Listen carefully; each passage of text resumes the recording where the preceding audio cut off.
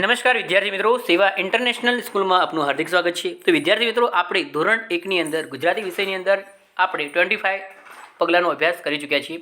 તો વિદ્યાર્થી મિત્રો, આજે પગલું 26 એટલે કે સ્ટેપ 26નો અભ્યાસ કરીશું। તો ચાલો વિદ્યાર્થી મિત્રો, ટેક્સ્ટ બુકની અંદર જઈ અને પગલું 26નો અભ્યાસ કરીએ।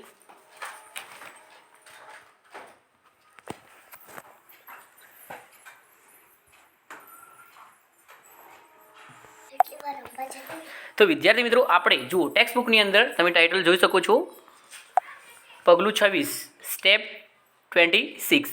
અહીંયા સૂચના છે, ચિત્રો જુઓ, શબ્દો વાંચો અને લખો। See the pictures, read the words and write them. તો વિદ્યાર્થી મિત્રો, તમને અહીંયા ચિત્ર દેખાય છે। શાનું ચિત્ર દેખાય છે? તો વિદ્યાર્થી મિત્રો, અહીંયા શાનું ચિત્ર છે તમે જોઈ શકો છો, તો કે અહીંયા નદીનું ચિત્ર છે। શાનું ચિત્ર છે? નદીનું।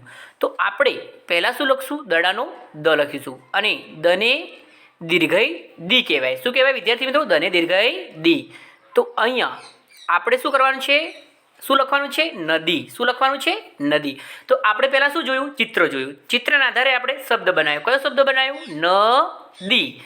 એ જ રીતે વિદ્યાર્થી મિત્રો, અહીંયા શાનું ચિત્ર આપેલું છે તમે જોઈ શકો છો। શાનું ચિત્ર છે? તમે આ ચિત્રને જોયું હશે ક્યાંય। તો શાનું ચિત્ર છે? બકરી। તો આપણે પહેલાં આ ચિત્રને આધારે શબ્દ બનાવીશું। તો પહેલાં અહીંયા ર લખીશું, પ્લસ રને દીર્ઘઈ શું કહેવાય? રી કહેવાય। શું કહેવાય? રી। તો આખો શબ્દ બનાવીએ કે બ ક રી। કયો શબ્દ બન્યો? બ ક રી। તો અહીંયા બે ચિત્ર આપેલા, બે ચિત્રના આધારે આપણે બે શબ્દો બનાવ્યા। તો હવે અહીંયા વાંચો અને લખો। તો પહેલાં શું કરવાનું છે? વાંચવાનું છે। શું લખેલું છે? નદી, નદી, નદી। શું લખેલું છે? બકરી, બકરી અને બકરી। અહીંયા તમારે શબ્દો બે આપેલા છે, નીચે એક એક લાઈન આપેલી છે, તમારે એક લાઈન છોડી અને એક લાઈનમાં લખવાનું રહેશે। તો હવે આપણે વાંચન કર્યું, તો હવે આપણે લેખન કરીશું। શું કરીશું? લેખન। તો લેખનની અંદર આપણે જોઈએ તો પહેલાં શું લખીશું વિદ્યાર્થી મિત્રો? ન લખીશું। શું લખીશું? ન। પછી શું કરીશું? દડાનો દ। તો શું લખાય છે? ન દી। એ જ રીતે આપણે શું લખીશું? ન લખીશું। પછી શું લખીશું? ન દી। આમ એક લાઈન છોડી અને પાછું તમારે શું લખવાનું છે? એની એ જ પ્રવૃત્તિ કરવાની છે। શું લખશો? પહેલાં ન લખશો, પછી દને દીર્ઘાઈ દી, ન લખશો, દને દીર્ઘાઈ દી। આ રીતે તમારે એક લાઈન છોડી અને પેન્સિલ વડે લખવાનું રહેશે। હવે વિદ્યાર્થી મિત્રો, બીજો શબ્દ છે, અહીંયા તમે જોઈ શકો છો। કયો શબ્દ છે? બકરી। તો પહેલાં શું કરશો? બ લખશો, બ, પછી કમલનો ક લખશો, પછી રને દીર્ઘાઈ રી કરશો, બ ક રી। એ જ રીતે પાછું લખશો, બ ક રી। પાછું શું? એક લાઈન છોડી અને પાછું લખવાનું છે। પાછું લખશું એનું એ જ શબ્દ લખવાનું છે, સેમ ટુ યુ। તો પહેલાં શું કરશો? બ ક રી, પાછું બ ક રી। આ રીતે તમારે એક શબ્દ 3 વાર લખવાનું રહેશે।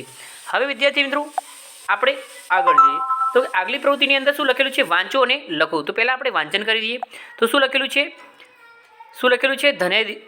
ધને દીર્ઘઈ ધી, ધને દીર્ઘઈ ધી, ધને દીર્ઘઈ ધી, નને દીર્ઘઈ ની, નને દીર્ઘઈ ની, નને દીર્ઘઈ ની, પને દીર્ઘઈ પી, પને દીર્ઘઈ પી, પને દીર્ઘઈ પી, ફને દીર્ઘઈ ફી, ફને દીર્ઘઈ ફી, ફને દીર્ઘઈ ફી।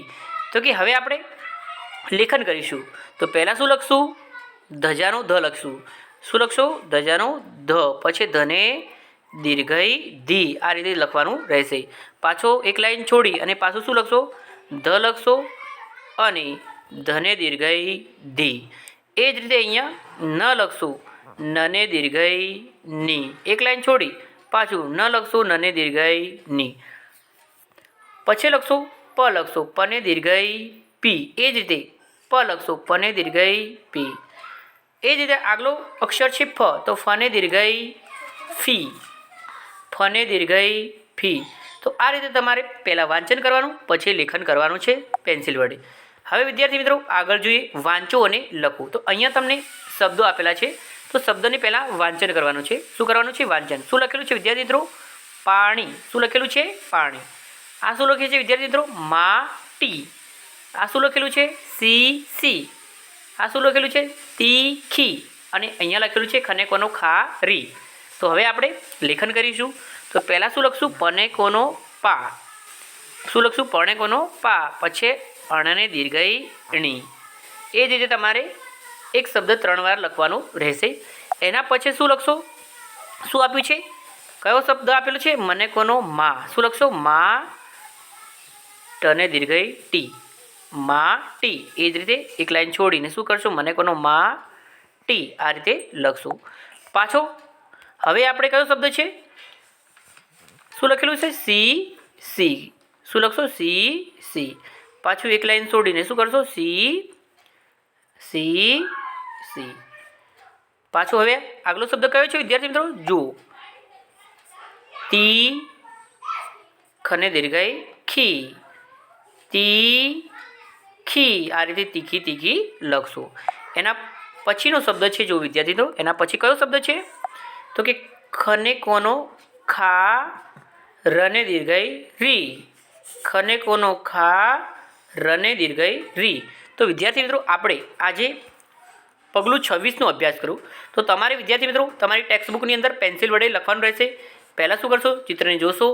પછી શું કરશો? ચિત્રને આધારે તમે શબ્દ બનાવશો. નદી નદી નદી. એ જ રીતે બકરી બકરી બકરી.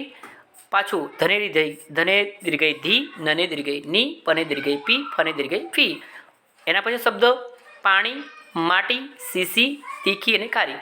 આ પ્રવૃત્તિ તમારે તમારી ટેક્સ્ટ બુકમાં કરવાનું રહેશે વિદ્યાર્થી મિત્રો. તો તમારી પેન્સિલ વડે તમારી નોટબુકમાં લખવાનું રહેશે.